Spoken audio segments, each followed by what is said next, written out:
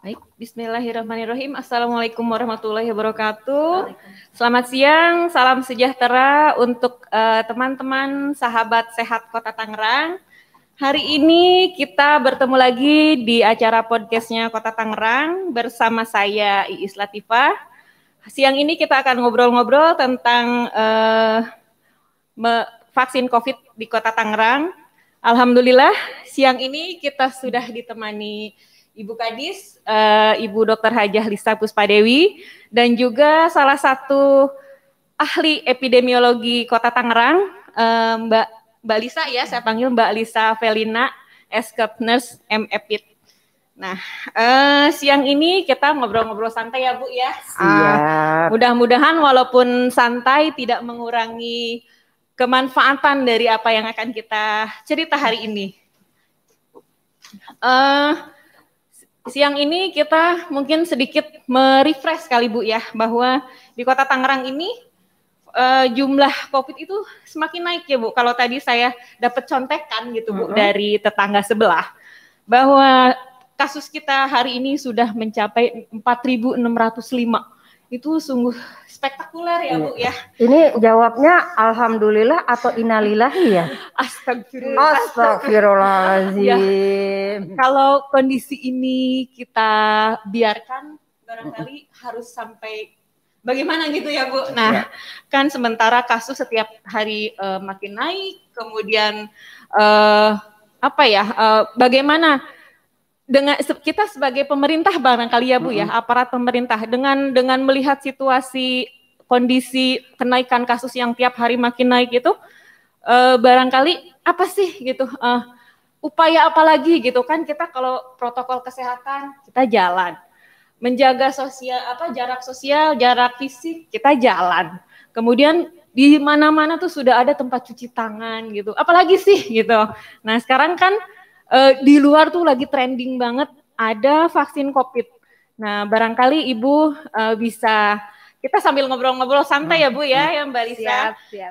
Kenapa sih gitu harus vaksin, atau apa sih manfaatnya gitu vaksin itu dengan adanya kasus yang semakin tinggi gitu Bu? Ya, baiklah Ibu Iis. Bismillahirrahmanirrahim. Assalamualaikum warahmatullahi wabarakatuh, sahabat sehat Dinas Kesehatan Kota Tangerang. Bagaimana caranya kita meredam peningkatan kasus yang ada di Kota Tangerang, di Provinsi Banten maupun di Indonesia. Jadi sobat sehat, peningkatan kasus itu bukan hanya ada di Kota Tangerang, tapi memang ada di meluas di seluruh Indonesia, terutama di Jawa dan Bali. Maka kenapa itu ada kemarin dari Presiden juga mengeluarkan suatu edaran untuk melakukan PSBB yang diperketat untuk Jawa dan Bali. Nah, salah satu kota yang terkena adalah Kota Tangerang, Tangerang Raya sebenarnya. Jadi DKI, Tangerang Raya, kemudian Bekasi, Bogor, wilayah Jabodetabek. Upaya-upaya apa yang harus dilakukan untuk bagaimana kita mengendalikan pandemi ini ya, mengendalikan virus ini. Sebenarnya sudah banyak sekali yang sudah dilakukan oleh pemerintah Kota Tangerang ya. Jadi pemerintah Kota Tangerang dengan satuan kerja COVID-nya itu sudah membuat berbagai macam aturan untuk bagaimana supaya 4M. Kalau orang-orang 3M, Kota Tangerang 4M. Keren ya Bu ya. Tambah satu. Iya, tambah satu 4M. M yang keempat apa sih? M yang keempat lah menghindari kerumunan. Kemudian juga dari pemerintah Dinas Kesehatan Kota Tangerang apa yang sudah dilakukan? Kami sudah melakukan 3T. Tracing, testing, kemudian treatment. Kita sudah menyiapkan tempat tidur isolasi terkonsentrasi untuk terkonfirmasi positif COVID itu sekarang sudah sebanyak 362 tempat tidur.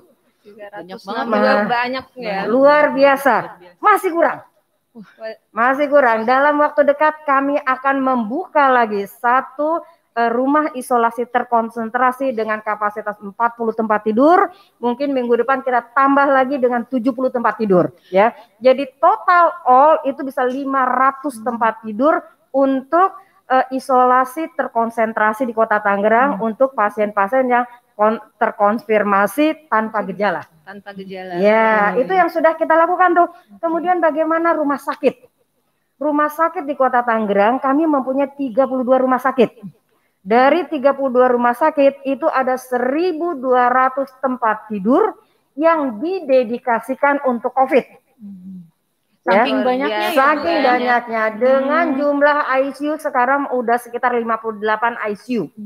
Ya, sudah luar biasa banyaknya. Iya, kalau dengar-dengar Bu biasanya kan katanya di IGD aja masih banyak yang kasus antri. itu, waiting list gitu, ada sampai ada istilah waiting list ya Bu di UGD sampai gitu. ada istilah waiting list. Nah, sudah banyak upaya yang kita lakukan. Kemudian pemerintah juga sudah berjibaku untuk bagaimana mengendalikannya di hulu. Ya, kami dari Dinas Kesehatan sudah bagaimana mengendalikannya di hilir. Ya, tapi ternyata peningkatan kasus masih terjadi. Nah, ada suatu berita yang menggembirakan. Ini mungkin akan meningkatkan imun kita. Berita yang menggembirakan apa? Kemarin per tanggal 1 Januari kalau nggak salah itu sudah datang vaksin Sinovac di Indonesia. Alhamdulillah. Hadiah tahun baru. Hadiah tahun baru untuk semoga Republik ini. Menjadi harapan ya semoga, Bu ya. Nah, jadi vaksin ini salah satu harapan kita ya, salah satu harapan kita, dan sebanyak 14.000 dosis sudah dialokasikan untuk Provinsi Banten. Jadi vaksin sudah ada di Provinsi Banten. Ini suatu berita yang menggembirakan untuk kita. Nah, sekarang kenapa sih mesti divaksin? Karena semua upaya sudah kita lakukan. 4M sudah kita lakukan, 3T sudah kita lakukan. Maka tapi kasus masih tetap tidak terkendali. Nah, harapannya adalah dengan adanya vaksin ini, dengan ditemukannya vaksin ini, kemudian diimunisasikan ke seluruh masyarakat Indonesia, maka herd immunity itu akan tercapai. Jadi ini yang diimunisasi. Kalau Iis bilang yang diimunisasi tenaga kesehatan misalnya, enggak, yang diimunisasi itu seluruh masyarakat Indonesia. Mungkin waktunya aja bertahap. Ya, kenapa? Karena jumlah yang mau diimunisasi 170 juta. Iya, banyak banget ya Bu. Banyak banget seluruh Indonesia ya. Ada gilirannya. Jadi kita nanti akan bergilir. Berarti nanti ada tahapan-tahapannya. Ada tahapan-tahapannya.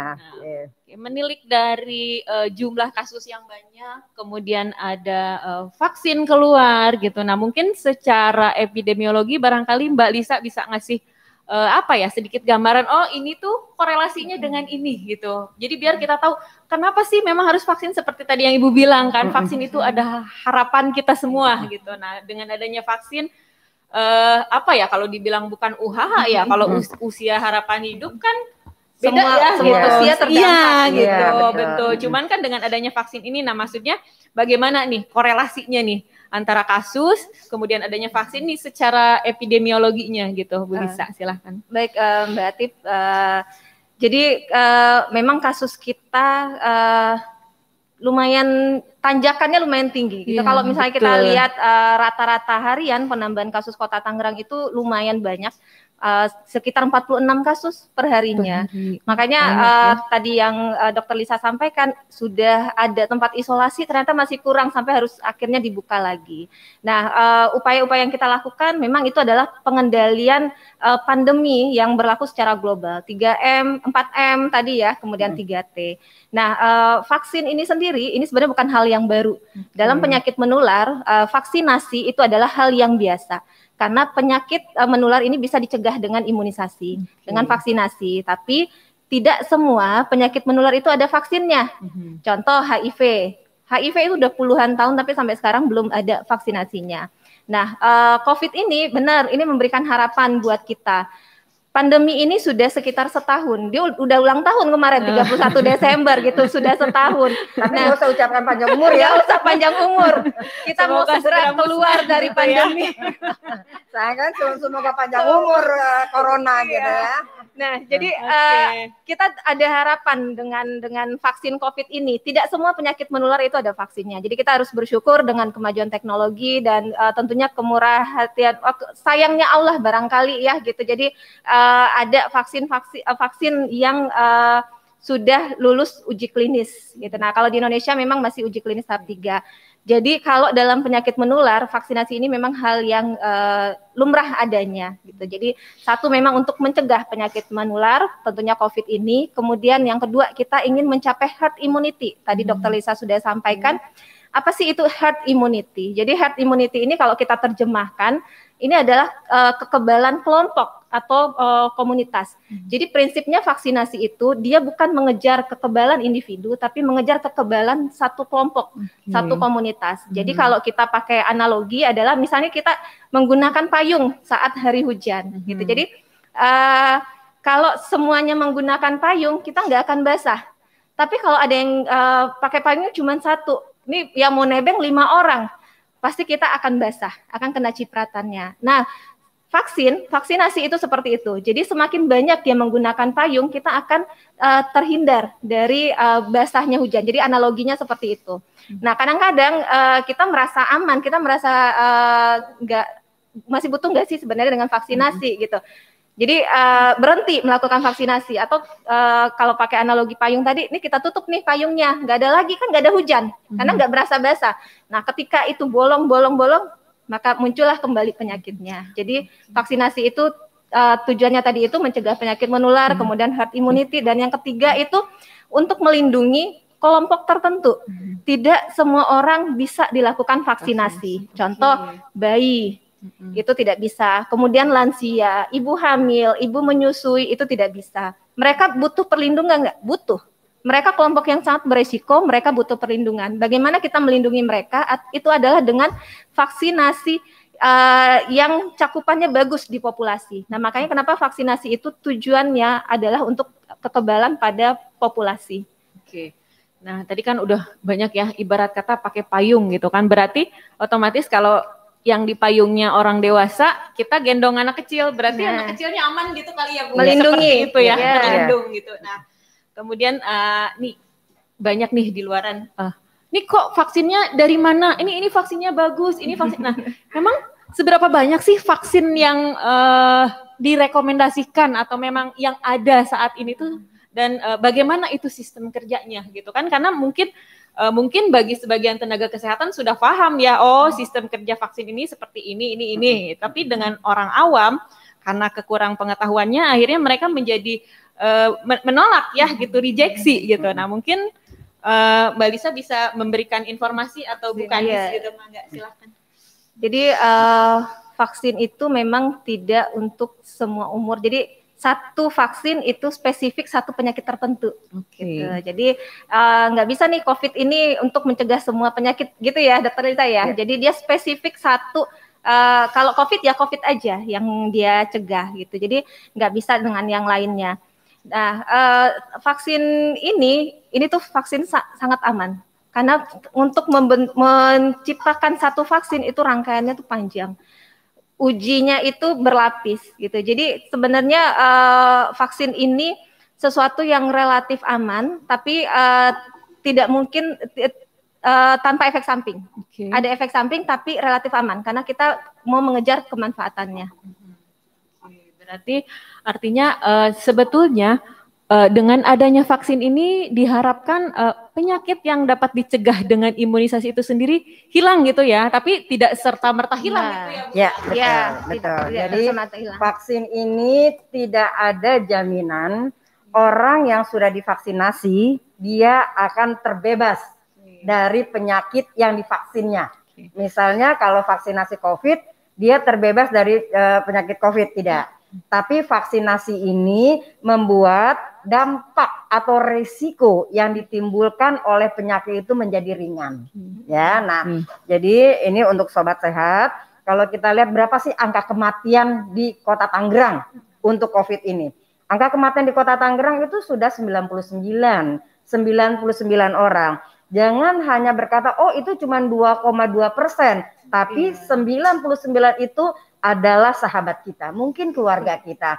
mungkin tetangga kita, mungkin orang tua kita ya. Jadi satu saja kematian itu sudah dianggap harusnya kita sudah harus berpikir lebih keras bagaimana caranya kita mengendalikan virus ini. Gitu ya. Ini sangat mengkhawatirkan ya, karena sampai menyebabkan kematian. Setuju, sampai menyebabkan gejala berat. Ya, oke. Cuman kan masalahnya sekarang nih yang beredar itu kan informasinya bahwa kok kenapa sih ini uji klinisnya tuh belum selesai gitu. Tapi kenapa tiba-tiba pemerintah itu meluncing itu gitu. Kemudian kok kenapa tenaga kesehatan duluan? Padahal kan tadi Ibu bilang bahwa kita ini adalah tentara-tentara gitu di lapis yang kesekian untuk menata laksana kasus gitu. Nah itu bagaimana Bu menyikapi hal seperti itu? Jadi gini, jadi vaksin ini adalah apa ya? Kenapa vaksin ini sudah dilaksanakan tapi uji klinisnya belum di Indonesia, belum selesai. Jadi untuk membuat suatu vaksin itu sebenarnya dibutuhkan waktu yang lama ya, sekitar 3, 5 sampai 10 tahun untuk dibuat suatu vaksin. Segitu sulitnya, panjang waktunya. Jadi ada tahapan-tahapan yang harus dilewatin. Satu, tahapan preklinis. Biasanya tahapan preklinis itu tahapan di laboratorium. Ya, kemudian tahapan di hewan misalnya, terus masuk ke uji klinis. Uji klinis ya, uji klinis itu ada uji klinis tahap 1, tahap 2, tahap 3. Setelah itu masih ada lagi tahap 4. Tahap apa? Surveillance marketing. Surveillance marketing ya. Itu jadi itu tahapan itu panjang sekali. Kalau vaksin lainnya biasanya dia akan melewati tahapan-tahapan dulu. Dia tahapan 1 selesai baru masuk ke tahapan 2, tahapan 2 selesai baru masuk ke tahap 3, dan biasanya untuk satu tahapan itu diperlukan sukarelawan yang untuk menjadi yang mau untuk divaksin dan memerlukan biaya yang banyak biasanya. Nah, maka kenapa vaksin itu dibuatnya lama dan memerlukan uang segitu banyaknya? Tapi karena ini pandemi, semua negara di dunia ini memberikan resourcesnya untuk bagaimana bisa kita keluar dari pandemi ini ya. Karena sampai saat ini masih dipercaya bahwa vaksin itu salah satu cara yang jitu untuk bagaimana kita mengendalikan virus ini. Nah, Kenapa vaksin yang ada sekarang, yang beredar sekarang itu sudah digunakan walaupun uji klinisnya belum selesai. Nah, sebenarnya vaksin yang akan beredar di Indonesia itu adalah sebenarnya kita banyak vaksinnya. Mungkin ada 7 vaksin yang akan beredar di Indonesia ya. Yang pertama itu ada Sinovac. Kemudian ada Sinopharm, kemudian juga Indonesia juga memesan Pfizer, kemudian juga memesan Moderna, kemudian juga satu lagi itu adalah AstraZeneca ya. Jadi ada 5 vaksin sebenarnya yang akan masuk ke Indonesia. Satunya jangan lupa vaksin merah putih. Ya, vaksin merah putih. Nah, ini buatan Indonesia. Jadi vaksin merah putih itu dari Bio Farma. Nah, untuk vaksin Sinovac ya, kenapa sudah dimanfaatkan? Sebenarnya uji klinis Sinovac tahap 3 itu ada di 5 negara, ya, di 5 negara. Salah satunya adalah di Turki, kemudian ada di Brazil, kemarin ada di Qatar kalau nggak salah ya. Nah, termasuk salah satunya di Indonesia. Nah, kenapa pemerintah Indonesia memilih vaksin Sinovac ini? Karena Sinovac ini Indonesia termasuk uji klinisnya. Berarti sampelnya mempunyai karakteristik, mempunyai sifat-sifat yang sama dengan orang yang akan nanti diimunisasi di Indonesia. Maka salah satunya kenapa Indonesia itu memilih Sinovac. Sehingga ini ada rasa lokal barangkali. Iya, rasa lokal. Jadi vaksin impor rasa lokal. Oke. Karena menyesuaikan dengan karakteristik orang Indonesia. Iya. Cuman kan mungkin orang di luaran itu berpikir, kenapa sih kok harus tenaga kesehatan gitu? Sementara kan yang terpapar itu bukan hanya tenaga kesehatan gitu, banyak, mau dari yang kecil, yang besar gitu.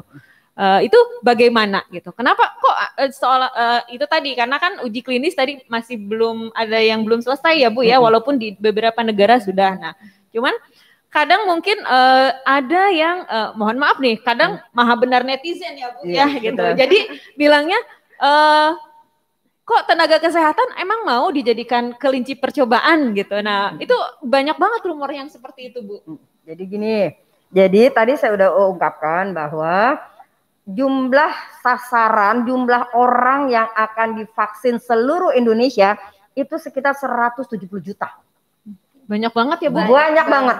Ya, banyak banget. Dan untuk kita mencapai ke angka 170 juta itu juga memerlukan tahapan. Sama seperti misalnya kita makan sebuah apel. Ya kan? Kalau kita makan apel, kita harus makan segigit baru habis. Nggak mungkin kita makan apel semuanya, lama-lama kita keselak. Kelolodan. Nah, maka kenapa itu ada prioritas, bukan prioritas, sebenarnya urutan aja sih ya, urutan aja, gitu ya, tahapan ya, aja sebenarnya tahapan. Nah, tahapan pertama dipilihnya adalah tenaga kesehatan. Kenapa tenaga kesehatan? Karena tenaga kesehatan adalah benteng terakhir ya dalam lebih ke pengendalian virus ini ya. Jadi tenaga kesehatan itu orang yang akan merawat pasien-pasien COVID. Bisa dibayangkan kalau tenaga kesehatan berguguran, sebagai informasi sudah 570 tenaga kesehatan seluruh Indonesia itu meninggal karena COVID. Bayangkan, untuk mencetak satu dokter itu diperlukan waktu untuk dari sekolah kedokterannya aja itu 6 tahun. 6 tahun ya, Bu, ya? Lama banget ya, lama banget. Dan jumlahnya juga di Indonesia terbatas ya. Nah, oleh karena itu maka diimunisasi tahap pertama itu adalah tenaga kesehatan ya. Kenapa? Karena tenaga kesehatan yang akan langsung berhubungan dengan pasien. Ya, karena tadi saya sudah katakan bahwa tenaga kesehatan itu adalah benteng terakhir ya, di mana teman-teman kesehatan itu akan memberikan pelayanan kesehatan, dan pelayanan kesehatan tidak bisa diwakilkan oleh orang non kesehatan. Ya, jadi ingat ya, tidak bisa diwakilkan oleh orang non kesehatan. Kenapa? Karena harus ada ilmunya tuh. Ya, harus ada ilmunya, dia sekolahnya lama ya, sekolahnya lama untuk dia menjadi seorang tenaga kesehatan gitu ya. Nah, di tahapan berikutnya ada pelayanan publik ya. Pelayanan publik itu ada TNI, Polri yang berhubungan langsung dengan publik ya. Ada ya Satpol PP mungkin perhubungan di sub kali ya, dan sebagainya. Nanti tahap 3 direncanakan itu katanya akan lansia ya. Nah, tahap 4 baru nanti masyarakat ya. Nah, tapi karena yang kita inginkan adalah herd immunity. Jadi walaupun setelah divaksin, maka kita tetap harus memakai atau kita tetap harus menjaga protokol kesehatan. Kirain bisa lepas, Bu. Nggak bisa lepas. Jadi nggak bisa, aduh kayaknya cakep nih. Ngomol-ngomol sedikit gitu, Bu. Pamer lipstik, Bu. Iya, pamer lipstik ya. Nggak bisa pamer lipstik ya. Kenapa? Karena kan kita belum semua divaksinasi ya. Karena kita megang payung. Megang payungnya baru sedikit nih. Ya, baru tenaga kesehatan yang megang payung nih. Nanti kalau yang megang payungnya sudah 70%, maka yang 30% yang yang sasaran rentan itu akan terlindungi ya. Jadi sebenarnya ada baiknya untuk masyarakat, khususnya masyarakat Kota Tangerang yang sehat, agar mau mengimunisasi. Ini adalah waktunya kita bela negara. Ini adalah waktunya kita bela Kota Tangerang ya. Dengan cara vaksinasi, maka kita akan melindungi masyarakat yang rentan, yang tidak bisa diimunisasi. Siapa sih masyarakat tidak diimunisasi? Balita misalnya dan sebagainya. Ini mungkin cuman masalah tahapan aja, masalah waktu aja, gitu ya. Benar. Nah, dengan yang perlu kita garis bawahi Mbak Tip, bahwa yang digunakan nanti vaksin ini vaksin yang sudah melewati uji klinisnya, gitu. Jadi yang sudah selesai, kita tidak menggunakan vaksin yang masih dalam tahap uji klinis. Jadi tahap uji klinis itu berbeda penerima, gitu. Jadi yang digunakan adalah yang sudah mendapatkan izin edar. Nah, dapat izin edar pasti harus menyelesaikan dulu tahapannya uji klinis yang tadi yang Dokter Lisa sudah sampaikan. Oke, barangkali teman-teman sahabat sehat Kota Tangerang kalau ada yang ingin bertanya, silahkan boleh chat langsung di channel YouTube-nya ya. Nanti boleh apa yang ingin ditanyakan jika memang kita belum bisa apa yang kita jelaskan memang belum terlalu mendetail atau apa yang diperlukan, apa yang ingin dibahas. Ini mungkin sambil jalan ya Bu ya. Silakan.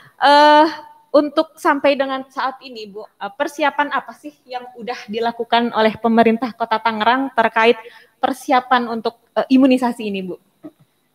Ini ada pertanyaan ya.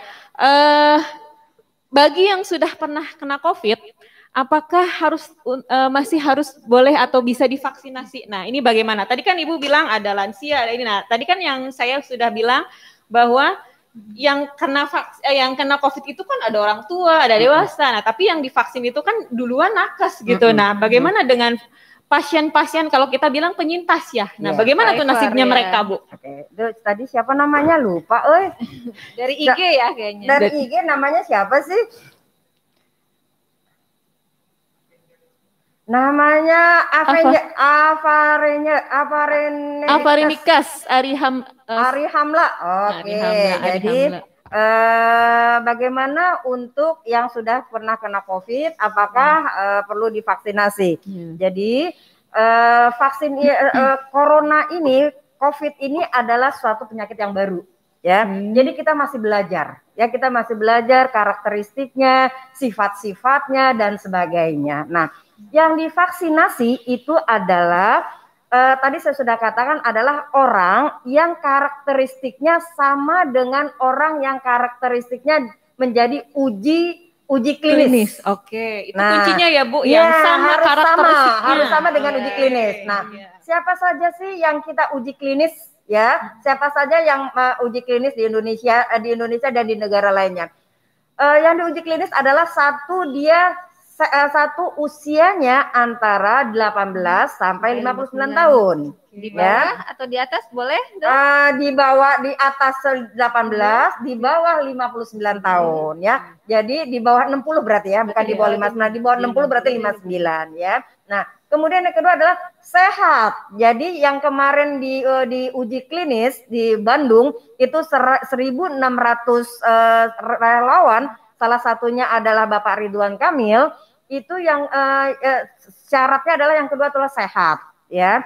Yang ketiga adalah tidak punya komorbid ya. Yang keempat dia tidak mempunyai penyakit penyintas. Artinya dia tidak punya riwayat COVID. Ya, dia tidak punya riwayat COVID. Kemudian tadi komorbid ya, komorbid itu hipertensi, kemudian ginjal, kemudian ginjal, kemudian diabetes mellitus ya. Kemudian penyakit saluran pernafasan. Ya, nggak boleh ya Bu. Nggak boleh. Kemudian bisa tambahkan?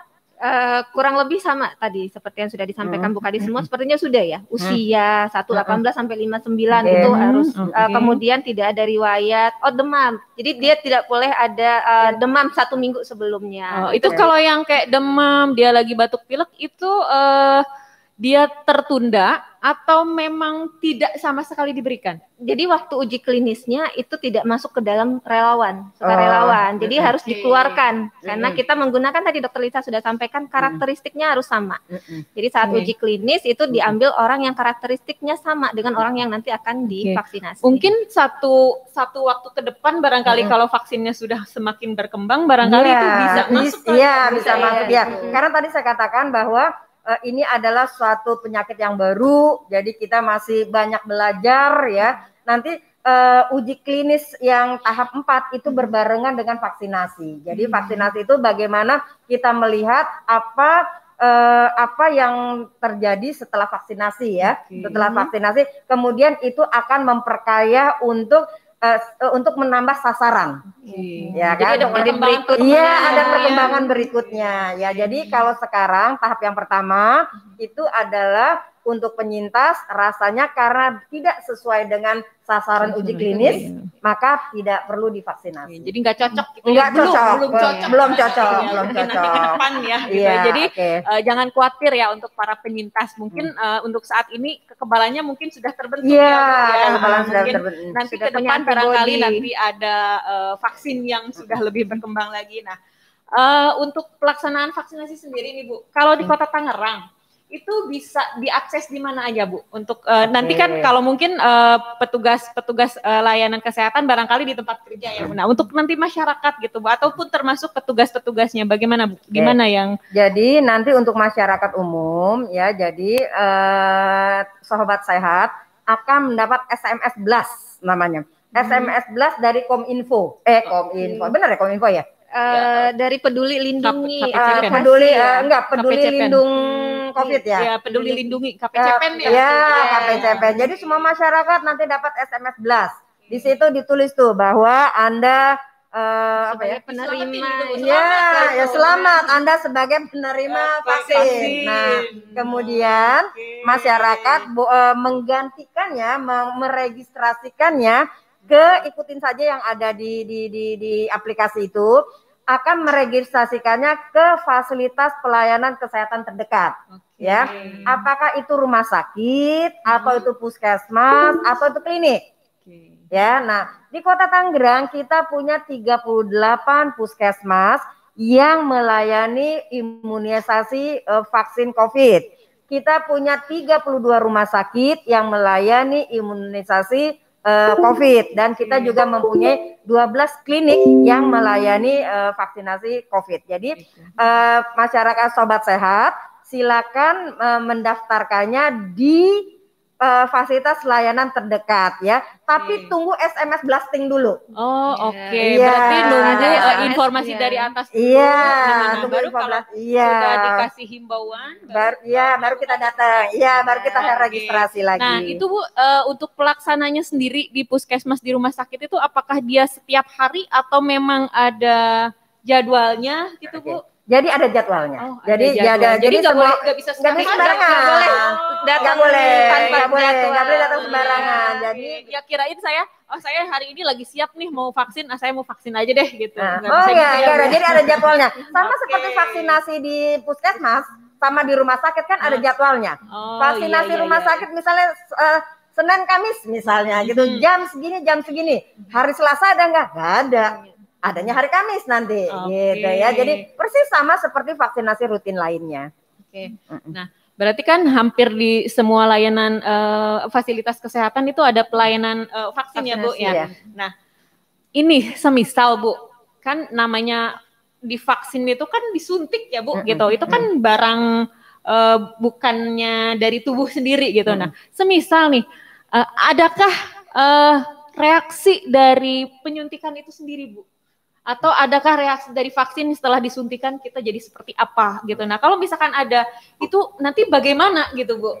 Jadi reaksi yang muncul akibat vaksinasi itu ada ya, tapi sesuai dengan uji klinis yang kita lakukan di Indonesia, reaksi yang timbul akibat vaksinasi itu reaksinya masih ringan ya. Jadi kalau Bapak dan Ibu pernah mendengar pemaparan dari Prof yang ada di Bio Farma, itu dia bilang jadi hasilnya tuh sangat amat ringan, dampaknya sangat ringan ya. Mungkin sakit di area penyuntikan, kemudian seperti biasa pegel-pegel, nyeri, pegel-pegel, agak sedikit bengkak, kemudian yang fatal itu dia sampai saat ini belum ada ya yang di uji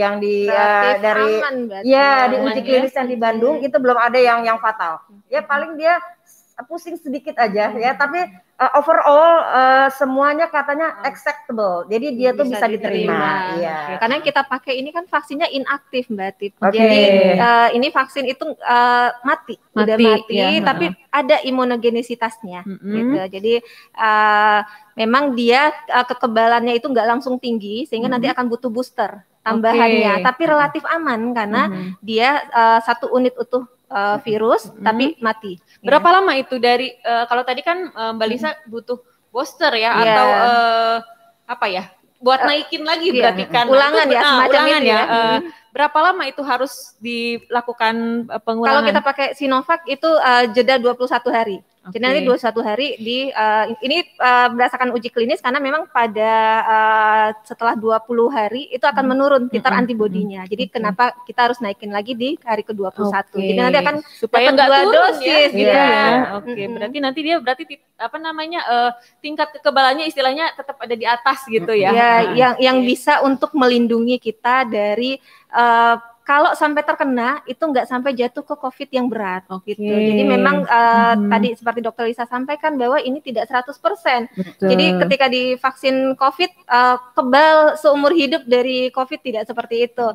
Jadi masih ada kemungkinan kena, tapi tidak jatuh sampai gejala berat ataupun kematian. Gitu yang kita harapkan. Berarti kan artinya bukan berarti dengan adanya vaksin ini, karena kan itu tadi harapan gitu ya Bu, bukan dengan adanya vaksin serta-merta kita bebas lepas masker, boleh dicopot ya masker gitu ya. Artinya berarti protokol kesehatan itu tetap digunakan ya. Mungkin ikhtiar maksimalnya ya Bu ya, seperti itu. Nah, ini semisal nih Bu, ada hal-hal yang tidak diinginkan terjadi pasca imunisasi. Apakah dari pemerintah daerah, khususnya Kota Tangerang Bu, adakah tahapan-tahapan atau adakah skema untuk penanggulangannya gitu? Atau apakah ada satu ruang kah, atau adakah satu kelompok kerja atau apa gitu, atau rujukan seperti apa untuk penanganannya gitu? Jadi untuk kami juga sudah mempersiapkan, jadi Sobat Sehat nggak usah khawatir ya.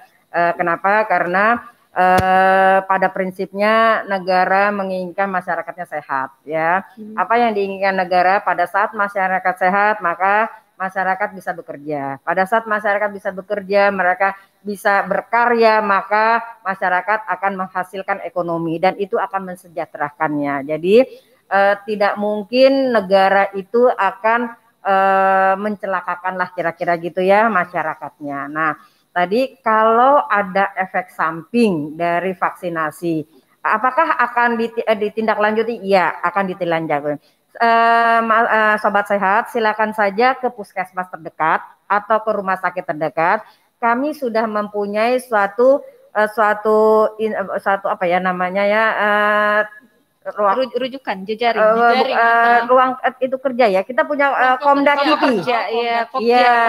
Kita punya Komda.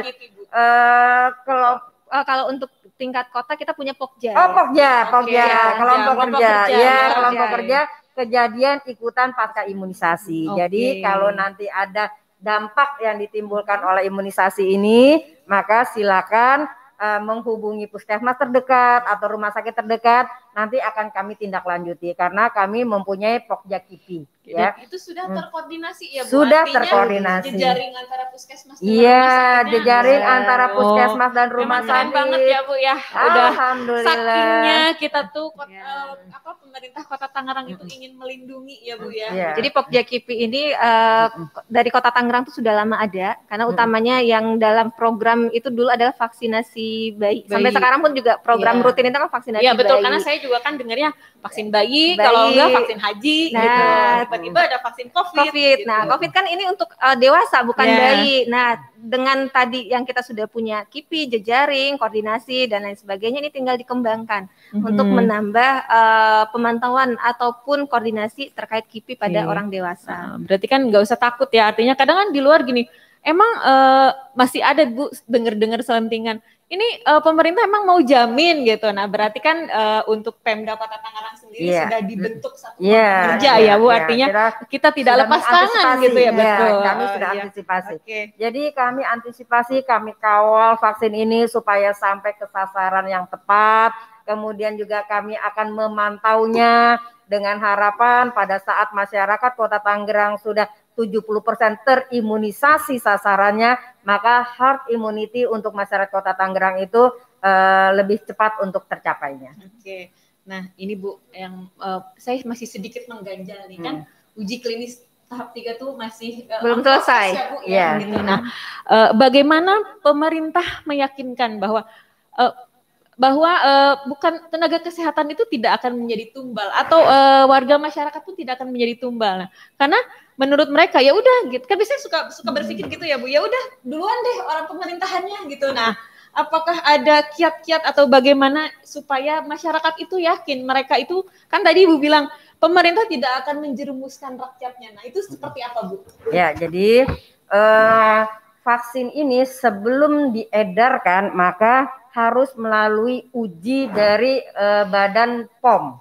Ya, Badan POM, singkatnya apa sih? Obat dan makanan Pengawas ya. obat dan makanan ya. Nanti jadi baru keluar izin edarnya. Nah, untuk keluar izin edarnya itu untuk dalam kondisi yang biasa saja, maksudnya kondisi normal. Tapi dalam kondisi pandemi, dalam kondisi kejadian luar biasa, negara itu mempunyai suatu kewenangan untuk mengeluarkan emergency use authorization namanya ya. Jadi suatu percepatan di masa pandemi karena dibutuhkan untuk mengendalikan virus ini. Nah, jadi selama EUA-nya belum dikeluarkan oleh Badan POM, maka vaksin ini belum bisa diedarkan. Itu satu. Yang kedua, pada saat vaksin ini sudah diedarkan, maka yang tertulis adalah bukan vaksin untuk trial. Ya, tapi vaksin untuk diimunisasi ya. Jadi masyarakat sehat tidak perlu khawatir ya, karena negara juga cukup hati-hati dalam mengeluarkan EUA-nya. Nah, untuk negara WHO sudah mengeluarkan EUA sama WEUA itu untuk Pfizer di Amerika dan Eropa ya. Bagaimana dengan Indonesia ya? Indonesia juga EUA-nya akan dikeluarkan setelah kajian dari Badan POM itu selesai. Jadi hasil kajian dari Badan POM selesai bahwa ini adalah efikasinya, keamanannya sesuai dengan apa yang diharapkan, maka baru dikeluarkan EUA-nya, baru setelah itu bisa dimanfaatkan oleh masyarakat. Ya, jadi tenaga kesehatan juga nggak usah khawatir. Ya, yang kita gunakan yang sudah ada izin. Ya, yang kita gunakan adalah bukan vaksin trial. Yang kita gunakan adalah vaksin yang sudah terukur efikasinya, sudah terukur keamanannya. Gitu. Nah, apa namanya itu kalau di masyarakat kan nanti begini, oh iya kita masyarakatnya udah divaksin, pemerintahnya mau nggak sih divaksin gitu Bu? Kan sekarang suka ada pemikiran-pemikiran seperti itu gitu Bu. Nah, jadi jangan khawatir, nanti tanggal 14 Januari 2021 Bapak Arief Erwismansyah, Wali Kota Tangerang, dan Bapak Wahidin Halim itu Bapak Wahidin Halim enggak ya, karena Bapak Gubernur itu usianya sudah di atas 60. Berarti di luar sasaran. Di luar sasaran. Iya, sementara ini. Tapi kalau Bapak Wali Kota Tangerang itu masih dalam range yang masuk dalam sasaran. Jadi nanti yang pertama kali divaksin di Kota Tangerang adalah Wali Kota Tangerang ya, jadi jangan khawatir. Saking konsennya pemerintah ya memberikan contoh gitu teladan. Betul. Ini ada pertanyaan dari Rizky Bu, barangkali ya, mohon dijawab ya Bu.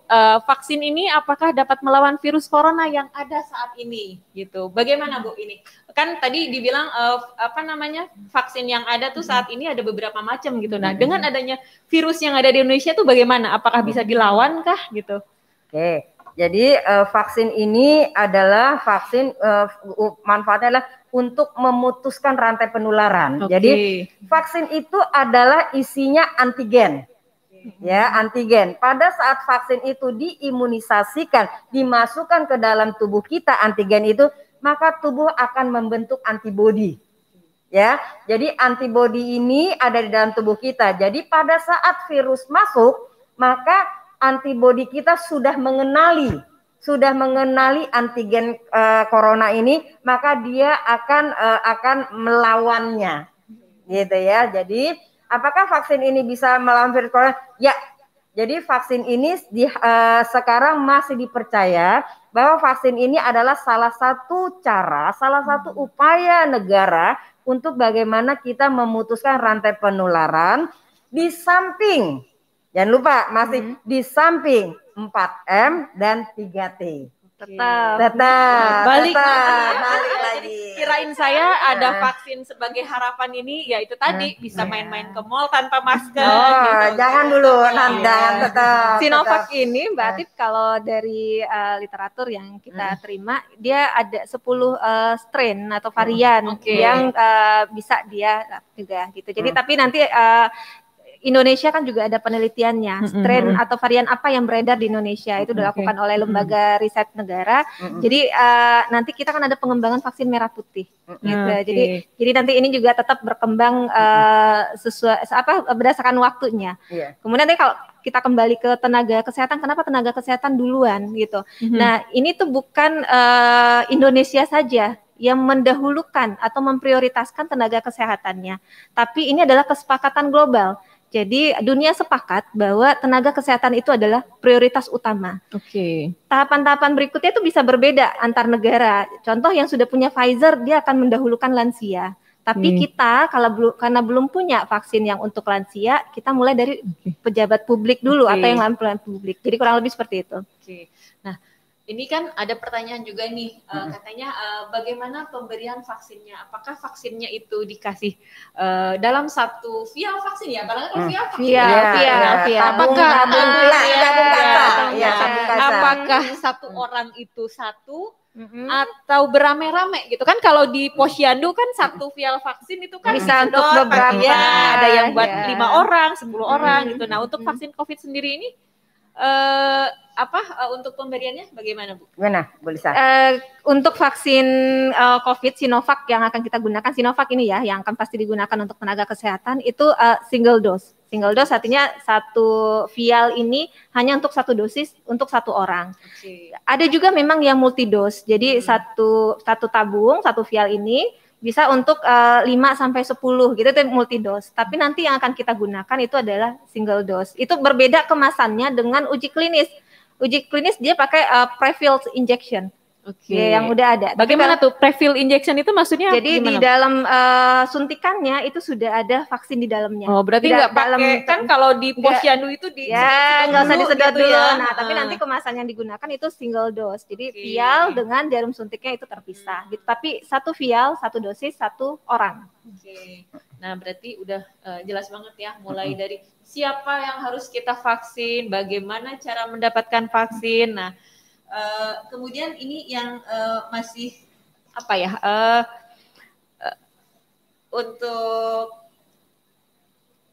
dengan keadaan kenaikan kasus yang seperti ini, apakah tadi kan disebutkan bahwa ini menjadi harapan gitu. Dengan adanya vaksin ini, apakah kenaikan kasus itu akan sedikit menurun, menjadi tidak ada, atau bahkan ya sama aja gitu? Jadi keberhasilan kita menekan kasus itu bukan mengandalkan satu upaya tunggal, Mbak Atif. Jadi kita harus kombinasi beberapa upaya sekaligus dalam kurun waktu tertentu supaya kita bisa berhasil gitu. Apakah vaksin otomatis akan menurunkan kasus? Enggak juga. Karena jangan lupa vaksin tadi tidak 120 juta penduduk Indonesia sekaligus karena bertahap. Kalau hitung-hitungan kita setidak-tidaknya butuh 3 sampai 5 tahun menyelesaikan untuk Kota Tangerang saja gitu. Artinya ini 3M, 4M ini mah belum boleh disingkirkan gitu. Berarti kan itu kan sudah terjadwal ya. Nah, ini ada pertanyaan lagi nih katanya, bagaimana kalau pada saat hari H pelaksanaan penyuntikan ternyata sakit?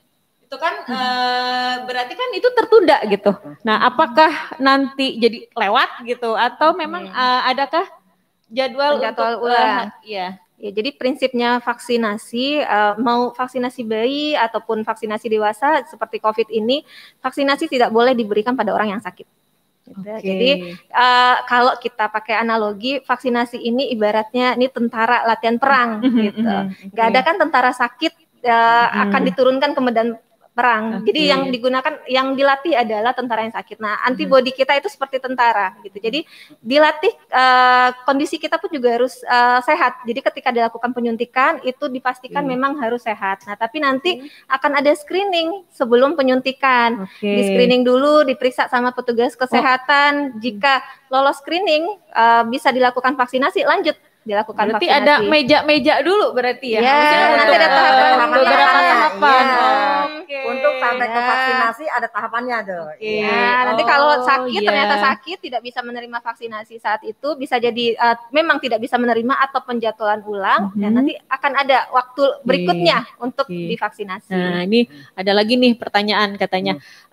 Kan kalau kita tadi di Kota Tangerang udah ada 38 puskesmas ya Bu, ada 32 rumah sakit dan juga 12 klinik. Nah, semisal ada warga luar Kota Tangerang, tetapi dia bekerja di Kota Tangerang. Nah, bagaimana dia bisa memperoleh vaksinasi gitu kan? Misalkan kalau ternyata kalau dia ngambil jadwal yang di dekat rumahnya, lah dia jadwal kerja gitu. Nah, itu bagaimana Bu? Apakah bisa terkonsentrasi di satu tempat atau seperti apa untuk penjadwalan vaksin? Jadi untuk vaksinasi yang penting sasaran atau orang yang mau divaksinasi dia harus mendapat SMS blast dulu. Oh, kuncinya SMS. Kalau nggak ada SMS jangan datang. Kalau nggak ada SMS blast jangan datang.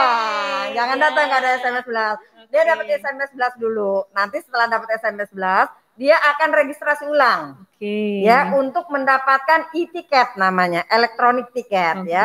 Nah, pada saat registrasi ulang, maka peserta yang akan diimunisasi boleh memilih fasilitas kesehatan yang mana yang mudah dia akses ya. Apakah itu dia mau di Kabupaten Tangerang atau Kota Tangerang atau di Jakarta atau di Bandung misalnya, lagi tugas di Bandung. Yang penting nggak di luar negeri aja gitu ya. Yang penting masih di Indonesia karena aplikasinya aplikasi seluruh Indonesia ya. Jadi itu bisa dilaksanakan. Jadi kita pada saat registrasi untuk kita mengambil e-tiketnya, kita klik fasilitas kesehatan yang akan kita tuju, yang akan kita akses, ya. Berarti tidak ada pengaruhnya seperti kalau kita kan berobat, misalkan fasilitas ada FKTP satu kita misalkan di puskesmas A gitu, karena saya wilayah sini. Nah, itu berarti tidak enggak ada hubungannya, silakan aja ya. Nah, kayak saya nih, saya kan rumahnya di jauh di sana Bu. Nah, tapi saya kerjanya di sini gitu. Jadi boleh ya Bu ya. Boleh. Nah, ini ada lagi nih yang bertanya untuk kolesterol tinggi. Nah, apakah boleh mendapatkan vaksin gitu? Jadi apakah kolesterol tinggi boleh dapat vaksin? Di uji klinisnya itu dia komorbidnya adalah hipertensi. Ya. Nah, tapi kolesterol akan mengakibatkan hipertensi. Jadi kolesterol tidak akan berdiri sendiri, ya. Kecuali dia kolesterol berdiri sendiri, itu boleh. Ya, tapi kalau kolesterol biasanya dia akan berdampak tuh. Kolesterol kan itu ada peningkatan kadar kolesterol dalam darah aja kan.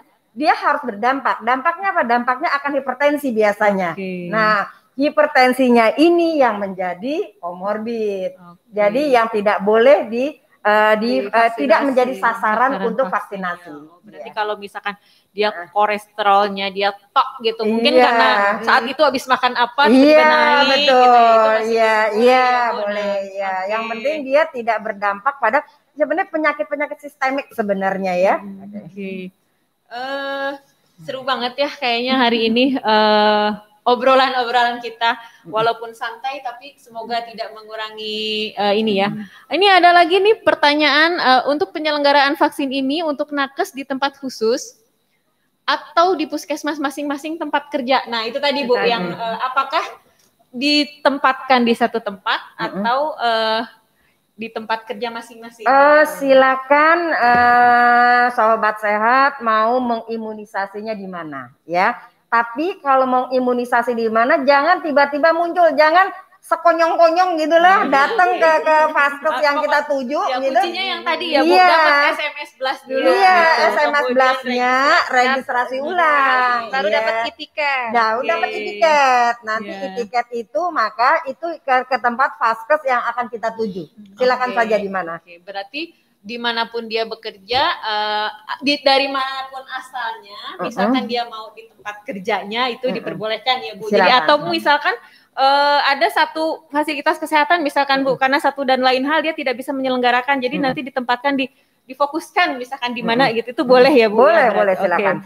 Nah, ini ada lagi Bu, apakah sebelum vaksinasi kita harus di swab dulu untuk memastikan bahwa kita negatif COVID dan belum pernah terpapar. Nah, ini bagaimana Bu? Memang sih banyak kan ya, karena kan kita nggak tahu nih, apakah saya terpapar atau tidak, tiba-tiba saya mau vaksin, padahal kan tadi disebutkan yang sudah terpapar tidak perlu vaksin.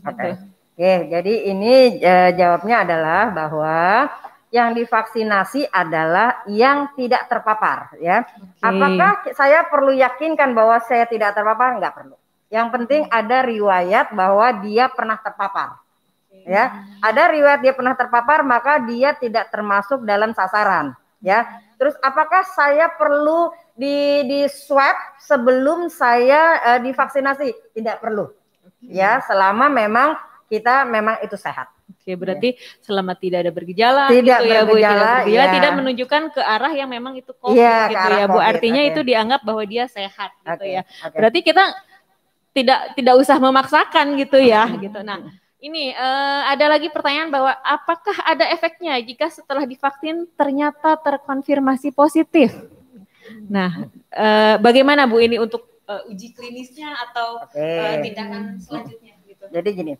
Jadi vaksin yang kita pakai itu adalah vaksin Sinovac, ya, yang dia adalah whole virus, artinya dia virus utuh, ya. Jadi ada beberapa metode, ada beberapa teknik pembuatan vaksin, ya. Satu dengan virus yang utuh yang diinaktifkan, tapi imunoglobulinnya, imunogenesitasnya masih ada, ya, masih aktif. Kemudian yang kedua adalah mengambil bagian dari virus itu, ya, mengambil bagian dari virus itu yang digunakan oleh Pfizer, ya. Dia mengambil mRNA. Jadi spike-nya, jonjot dari virus itu yang dibuat vaksin. Kemudian ada namanya dengan adenovirus. Dan adenovirus ini yang dia akan vaksinnya itu AstraZeneca. Ya, nah, kemudian bagaimana kalau pada saat divaksin kemudian dia ternyata positif, ya, dia ternyata dia terpapar positif, maka yang dilakukan adalah dia ditata laksanai sebagai pasien yang positif, sebagai kasus, ya, sebagai kasus. Artinya orang ini tidak lagi mendapatkan imunisasi booster. Oke, berarti dosis selanjutnya udah cut. Dosis satu langsung cut, cuman satu aja. Tapi pada saat dia terpapar, maka dia akan ditata laksananya sebagai pasien COVID, ya. Nah, apakah vaksinasi ini memperberat kasus COVID-nya? Tidak. Kenapa? Karena virus yang ada di dalam vaksin adalah virus inaktif. Ingat ya, virus inaktif, ya. Yang kita gunakan di Sinovac. Jadi bukan virus aktif. Pada saat dia terpapar, maka yang masuk adalah virus aktif. Ya, jadi itu memang tidak ada korelasinya. Jadi untuk gampangnya, pada saat dia misalnya dia habis imunisasi, ya, ternyata dia nggak tahu nih hari kedua atau hari ketiga, karena masa inkubasi kan antara 3 sampai 14 hari, ya kan? 3 sampai 14 hari dia terus masuk dalam fase itu dia positif misalnya, maka akan ditata laksanai sebagai pasien COVID, ya, dan vaksinnya itu tidak vaksin yang disuntikan tidak akan memperberat, ya, tidak akan memperberat dari kasus ini, ya. Artinya artinya yang penting adalah bahwa pada saat vaksinasi kedua dia tidak akan divaksinasi lagi. Tidak ada booster untuk dia. Pada saat seseorang diberikan vaksin kemudian ternyata dia dinyatakan positif, berarti itu tata laksana. Iya. Nah, untuk yang berikutnya itu tidak ada booster. Nah, ini ada lagi nih satu lagi pertanyaan. Saat screening saya tensinya tinggi. Nah, tadi kan Ibu bilang ada beberapa komorbid atau penyakit penyerta. Nah, ini tiba-tiba nih sebenarnya dia nggak ada penyakit penyerta gitu, termasuk itu hipertensi. Nah, tiba-tiba pada saat datang dia tensinya naik gitu. Nah, apakah dia harus ditunda atau sampai kapan dia harus ditunda? Jadi pada saat screening saya tensinya naik, tapi saya tidak pernah ada komorbid sebenarnya. Saya tidak pernah ada riwayat sebelumnya. Ada riwayat. Nah, itu kita pertanyakan darah tingginya tuh. Mungkin dia takut jarum suntik, mungkin nunggunya lama banget, mungkin dokternya judes. Saya banyak inilah. Kurang senyum. Iya, kurang senyum gitu ya. Jadi banyak sebab kenapa tensinya menjadi naik tiba-tiba. Takut sama jarum. Takut sama jarum. Yang bisa dilakukan adalah stabilisasi dulu ya. Dia distabilisasi, tunggu sekitar 15 sampai 30 menit. Apakah tensinya turun atau enggak? Ya. Kalau tensinya tidak turun, lebih baik di cancel dulu. Ya, di cancel, tunggu mungkin 3 atau 7 hari lagi bisa datang kembali. Atau perlu nggak sih Bu, misalkan ternyata waktu pada saat dia naik itu ya udah misalkan sama tenaga medisnya ya udah berobat dulu deh gitu, ke ada kemungkinan seperti itu. Silakan saja, kalau dia berobat dulu juga nggak masalah ya, tapi kalau menurut saya sih lebih baik distabilisasi dulu. Kalau tiba-tiba nggak ada komorbid ya, tadinya nggak ada tiba-tiba datang di tempat itu tensinya naik, kan bisa banyak itu tuh, macet di jalan, sebel sama dan sebagainya, panas gitu ya, tiba-tiba tensinya naik. Maka sebenarnya itu harus distabilkan dulu ya, distabilkan dulu 15-30 menit. Kalau dia tidak stabil, maka mungkin bisa dirujuk ke rumah sakit ya, rujuk ke dokter untuk dia di terapi ya. Nah, kalau dia di terapi kemudian dia memang hipertensi, ada baiknya memang dia tidak perlu divaksinasi. Oke, baik Bu, banyak banget ya yang sudah kita bahas hari ini. Barangkali kata kunci Bu atau pesan-pesan khusus yang ingin disampaikan kepada sahabat sehat, apa sih maksudnya pesan-pesan khusus yang ingin disampaikan untuk sahabat sehat di Kota Tangerang? Jadi pesan saya, closing statement saya adalah bahwa vaksin ini adalah salah satu harapan bagaimana kita bisa keluar dari pandemi ini. Di samping 3M, di samping 4M dan 3T. Ingat ya, di samping 3M dan 4T. Ya, salah, 4M dan 3T. Iya, jadi walaupun kita divaksinasi tetap dilaksanakan 4M dan 3T ya, satu itu. Yang kedua, bahwa yang harus kita yakini bahwa pemerintah tidak akan mungkin gegabah ya untuk memvaksin masyarakatnya ya, kalau memang itu tidak aman, efikasinya tidak terjaga, keamanannya tidak terjaga. Oleh karena itu, semua vaksin yang dikeluarkan, semua vaksin yang dimanfaatkan itu pasti sudah lewat EUA-nya, ya, Emergency Use Authorization-nya, ya. Yang berikutnya adalah tetap melaksanakan 3M, 4M, tetap melaksanakan 3T, dan tetap berperilaku hidup bersih dan sehat. Lisa bisa tambahkan? Ya, dari 4M, 3T itu tetap harus kita pakai. Jadi kita harus jaga diri sendiri dulu, kemudian kita harus jaga juga keluarga kita, dan tentunya juga orang-orang di sekitar kita. Jadi pandemi ini sesuatu yang nggak pernah kita bayangkan sebelumnya. Sama sekali kita tidak pernah membayangkan akan terjadi pandemi COVID dan waktunya sangat panjang seperti ini. Tapi kita insya Allah bisa keluar dari pandemi ini dengan sama-sama bekerja dan sama-sama menjaga kesehatan pribadi dan orang di sekitar kita. Baik, terima kasih Ibu Kadis dan Mbak Lisa. Sama-sama. Bila ada pertanyaan yang belum sempat dibaca dari sahabat-sahabat sehat Kota Tangerang, silakan DM ke IG dinkes.kota Tangerang. Terima kasih untuk obrolan santai yang sangat bermanfaat ini. Semoga apa yang kita lakukan bisa bermanfaat untuk sesama ya Bu ya. Saya ucapkan terima kasih. Mohon maaf untuk segala kekurangannya. Billahi taufiq wal hidayah. Wassalamualaikum warahmatullahi wabarakatuh. Waalaikumsalam warahmatullahi wabarakatuh.